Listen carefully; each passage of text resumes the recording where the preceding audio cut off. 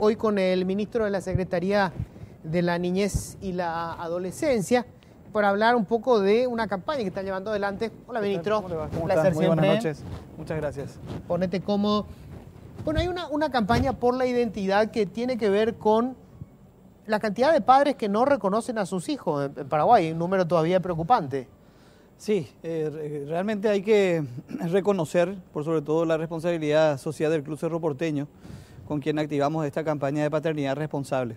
Ya el año pasado habíamos tomado cifras relacionadas al número de casos de asistencia alimenticias, hay un promedio de 7.400 casos más o menos, y este año quisimos tomar el tema del reconocimiento, por sobre todo para otorgar la identidad, y estamos hablando de casi 700.000 niños que no están reconocidos por sus padres.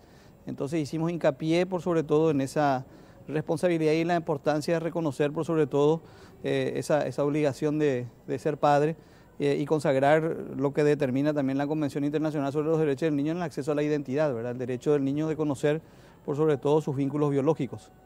Ahora, el número creció, se mantiene, suena 7.000 niños cuyos padres no los han reconocido.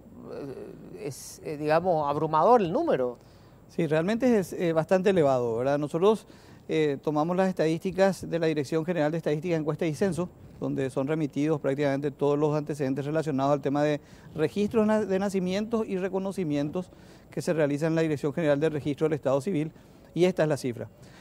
Nosotros manejábamos un promedio aproximado de un índice de subregistro de nacimientos, ¿verdad? De niños no registrados, en un promedio del 36%. Y de ese 36%, nuevamente el 10% están reconocidos, pero no reconocidos por el otro progenitor, ¿verdad? Que es esa cifra la que sacamos para utilizar dentro de lo que es esta campaña. Ahora, a esto se suma también una morosidad increíble de la justicia, porque hay un promedio de, creo que estaban hablando de casi, en algunos casos, 4 años para un juicio para el reconocimiento de la paternidad primero y después para lo que tendría que ser la pensión alimentaria. Sí, pese a que el Código de la Niñez y la Adolescencia establece que tienen que ser juicios sumarios. Exacto, Entonces, y debería durar no más de un año, creo que todo. Así mismo, es un promedio de plazos realmente acotado el que determina el Código, pero conforme a procedimientos, chicanas, como si bien se conoce dentro del ámbito, hay juicios que llegan a 3, 4 años, ¿verdad? Y por sobre todo ahora la Corte Suprema de Justicia está reforzando y activando ese mecanismo para la obtención de la prueba de ADN también, que aporta y ayuda bastante dentro de cada uno de estos procesos para las personas de escasos recursos, ¿verdad? Porque claro, litigar una prueba costosa. Entonces hay un programa específico en la Corte ya instalado para poder acceder a esas pruebas y poder, por sobre todo, otorgar la identidad al niño o a la niña. Me cuentan de casos, ministro, hace poco se publicaba el caso de una mujer que decía que hacía 10 años estaba con un trámite de paternidad y digamos, la pensión alimentaria. Hay casos que llegan a 15 años y no obtienen todavía, o sea, el padre no pagó, no pasó todavía la pensión alimentaria.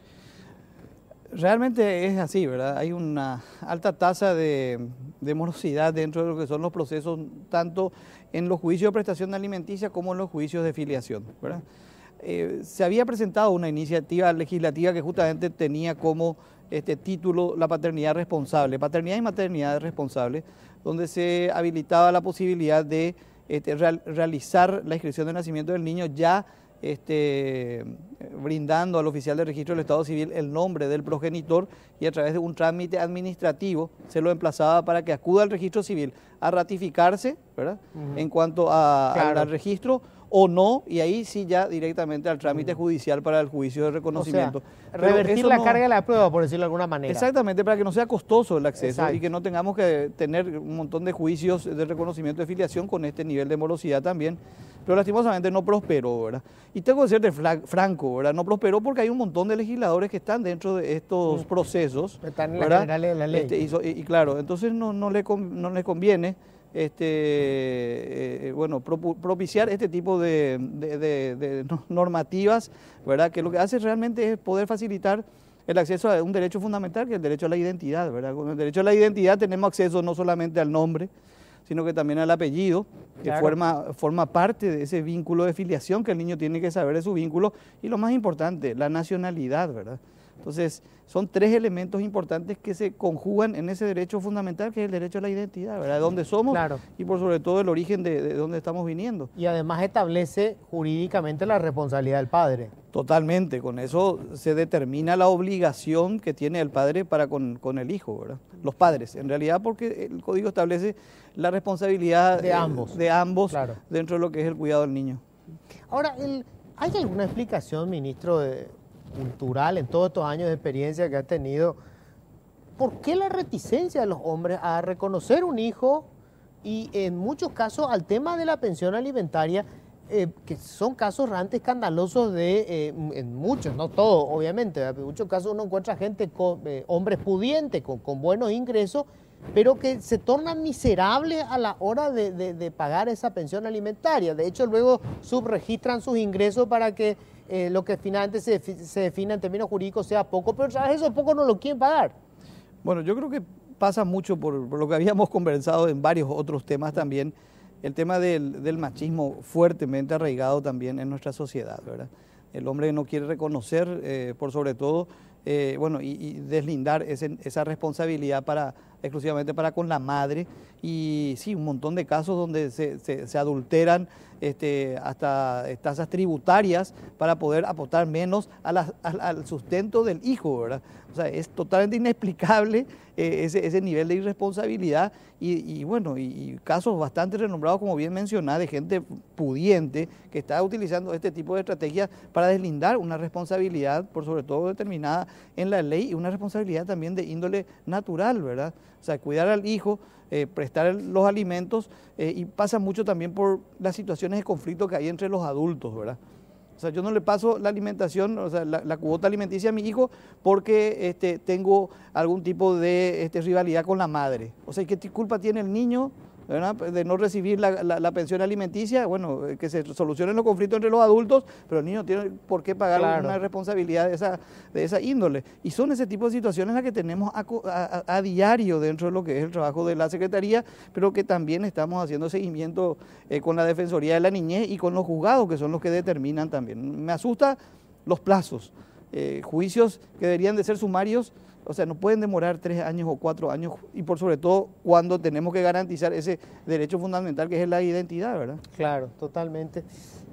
Ministro, ¿tenés una idea de cuántos niños de madres solteras tenemos en el país? O sea, cuando hablemos de familia y se habla de la constitución de la familia, ¿cuánto en realidad, qué tan alto sigue siendo el porcentaje de niños de madres solteras?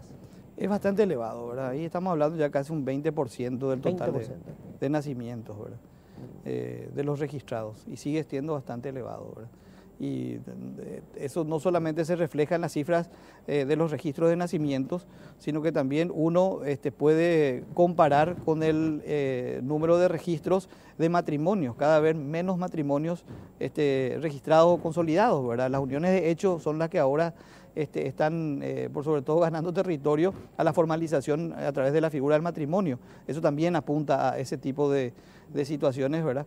Que debería de verse la posibilidad, por sobre todo, de seguir instalando el nivel de responsabilidad de los padres en cuanto al reconocimiento, por lo menos, no en cuanto al matrimonio. Solamente hablo de eso en cuanto a los datos comparativos que se tiene hoy en el registro civil, como para poder determinar. Pero habría que fortalecer, por sobre todo, el tema del vínculo tanto paterno, que es lo que motivó esta campaña, pero también de un vínculo materno, ¿verdad? La importancia del niño de desarrollarse con ambos referentes, tanto el materno como el paterno son muy importantes, ¿verdad? Y ir rompiendo esa cultura de ese machismo para no, por sobre todo, otorgar este derecho tan fundamental para el niño, ¿verdad? Una curiosidad, ministro. ¿Hay casos en donde la demanda se dé a la inversa? O sea, que el padre demande a la madre por prestación alimentaria. Sí, tenemos también un alto índice de demandas de padres que realizan la demanda correspondiente a asistencia alimenticia. Ahí o sea, también. ellos se quedan, o sea, hay una separación, ellos se quedan con los hijos, Sí, y la demandan mujer a la la que madre. tiene que hacer, demandan a la madre. A la madre, sí.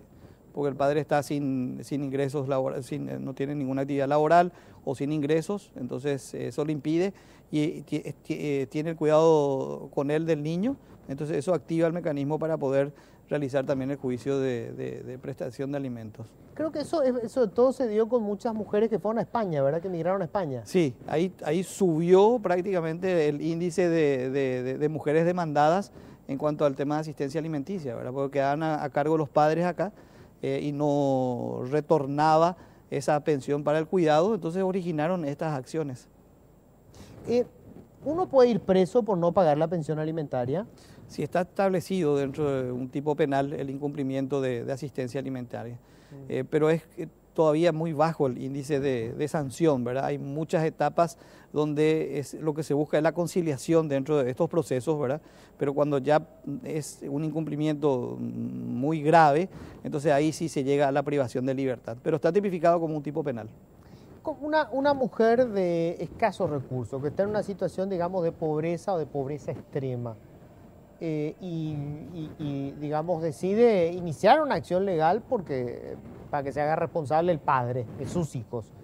El Estado le da cobertura porque esto cuesta plata, o sea, iniciar una acción judicial en este país cuesta mucha plata. Sí, y esa es la función de la defensa pública. Están los defensores públicos de niñez y adolescencia que tienen que asumir la representación, por sobre todo del niño, para poder garantizar esa cuota alimenticia, esa asistencia alimenticia, ¿verdad? Se litiga sin costo, el único requisito es que la madre acuda al Ministerio de Defensa Pública con 2 testigos como para poder acreditar efectivamente ese nivel de ingreso bajo para poder litigar sin costo y asumir un defensor de la niñez y la adolescencia la representación del niño en estos procesos. El tema del ADN, me decía, hay una intención de que el Estado se haga cargo de financiar esos costos. Hay un programa específico ya instalado en la Corte Suprema de Justicia, donde se solicita la asistencia de las pruebas laboratoriales del ADN sin costo y la Corte Suprema de Justicia absorbe esos costos. Hay una lista donde uno puede ingresar y solicitando la asistencia. Claro que esto, conforme a la demanda de estos casos que tenemos, no es suficiente todavía el presupuesto que tiene la Corte, claro. Entonces se queda corto, o sea, no se llega a cumplir con la lista de la demanda que hay dentro de lo que son estos procesos. Pero sí ya hay un programa específico donde se puede acceder de forma gratuita, la Corte absorbe esos costos cuando hablamos de pruebas de ADN. ¿Tenés una idea de cuántos casos se hacen por año? ¿De ADN? Sí. Bueno, en lo que va de la Corte Suprema de Justicia sí hay una estadística, pero no manejo lo de los laboratorios privados donde se dan, porque hay casos que se dan no dentro del marco de un juicio, sino que en marco de una conciliación también, en que se puede llegar a un arreglo, a una conciliación, y para reconocer voluntariamente, bueno, normalmente el padre dice, bueno, primero quiero la prueba de ADN, me hago cargo de los costos y van a un laboratorio particular. Pero sí hay un promedio en la Corte Suprema de Justicia de entre 70 y 80 casos anuales, pero la demanda es mucho mayor, ¿verdad? Estamos hablando de casi un proceso de prestación anual conforme a los ingresos de estadísticas del Poder Judicial de 7.400 casos de filiación también. ¿Esta campaña que están haciendo con el Club Cerro Porteño básicamente en qué consiste? Bueno, utilizamos, eso hay que realmente reconocer, como te dije, la iniciativa del Club Cerro Porteño, ¿verdad? En cuanto al marco de su responsabilidad social, ellos nos han invitado, vieron nuestra campaña el año pasado y nos han invitado a formar parte de esta campaña actualmente. Es justamente la de instalar de que la paternidad es un tema muy importante y en un día muy simbólico como en el Día del Padre, es tratar de sensibilizar a aquellos padres justamente que no están reconociendo a sus hijos y la necesidad de hacerse cargo y por sobre todo el alto índice de no reconocimientos también. Se sumaron prácticamente todos los clubes a esta campaña y a esta iniciativa y se utilizó un lenguaje muy futbolero, ¿verdad? El tema de que Cerro no es tu papá, ¿verdad? Utilizamos y eso llamó la atención y después el mensaje claro del número y la cifra que manejamos también a nivel institucional. Eso es lo que nos gustó, ¿verdad? Hay otras campañas que también han acompañado los clubes de fútbol y es lo que también nos está motivando bastante, como el tema del listón verde, el lazo verde, la campaña que tuvimos en la no violencia, donde nos permitían lanzar un mensaje al inicio de cada uno de los partidos y yo creo que de esa forma estamos llegando también de forma todavía muy progresiva al tema de instalar, por sobre todo, la no violencia en las canchas de fútbol, ¿verdad? De que también hay una responsabilidad social de parte de los clubes. Trabajamos con la APF también en todo lo que es el tema de la reglamentación de las escuelas de fútbol, por ejemplo, con el caso que saltó en Luque. Sí. Y empezamos ahí a empezar a formalizar los clubes. Por sobre todo se empezaron a sensibilizar con este tipo de campañas y yo creo que va a ir prendiendo y el mensaje por sobre todo es bastante duro. Claro que tuvimos también nuestras críticas, ¿verdad? Por el día. Claro, porque fue justo en el Día del Padre. Claro, y algunos decían, bueno, no, porque no podemos hablar cosas malas hoy, tenemos que festejar. Pero esa es una realidad donde hay otros chicos que no pueden festejar justamente porque no tienen ese padre ahí, está el padre ausente. Parte de la realidad no puede esperar. Así mismo. Hoy estamos haciendo fiesta que espere la realidad. Ministro, siempre es un placer, muchísimas gracias. No, un gusto para mí también compartir, por sobre todo dar estos mensajes en estos espacios para nosotros es clave.